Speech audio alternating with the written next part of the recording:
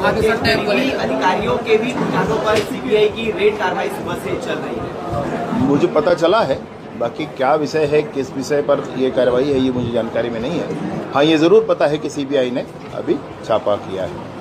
CBI को जो है जांच का जिम्मा राज्य सरकार ने सौंपा था महादेव बेटिंग के मामले में। अनेक विषयों को सौंपा है, बाद में क्लियर होगा कि किस विषय पर छापे हुए हैं। अनेक विषयों को सौंपा गया है। सर, कांग्रेस इस बात का जिक्र कर रही है कि जब भी कोई बड़े मूवमेंट कांग्रेस के होते हैं उस दौरान बीजेपी जो है इस तरह के हथकंडे अपनाती केंद्रीय एजेंसियों का दुरुपयोग करती है। इस तरह से पूर्व मुख्यमंत्री भूपेश बघेल को ड्राफ्टिंग कमेटी में सदस्य बनाया गया। उनको नहीं मालूम है शायद कि आदरणीय नेता प्रतिपक्ष जी ने स्वयं विभिन्न विषयों पर सीबीआई जांच की मांग की है, तो वे बाबा उनको भी विश्वास है, भाई ईडी पर विश्वास है, सीबीआई पर विश्वास है, अब उनको भी विश्वास है।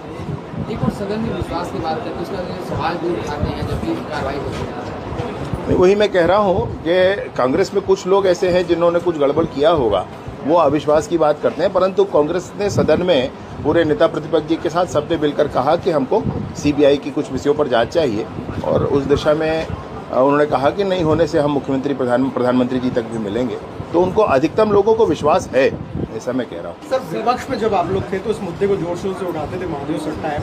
अब जांच हो रही तो क्या लगता है नतीजे तक पहुंचेगी?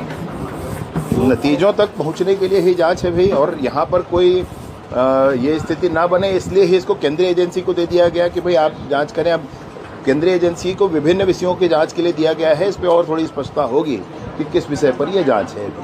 केंद्रीय गृह मंत्री का दौरा भी होने वाला है। माननीय केंद्रीय गृह मंत्री का दौरा अभी प्रस्तावित है, परंतु यह अभी पूर्ण निर्धारित नहीं है। इसका निर्धारण आजकल में जरूर हो जाएगा, परंतु माननीय केंद्रीय गृह मंत्री जी का शीघ्र ही बस्तर पंडुम के दृष्टि से भी हम लोगों ने आग्रह किया हुआ है कि उनका एक बार आगमन हो जाए।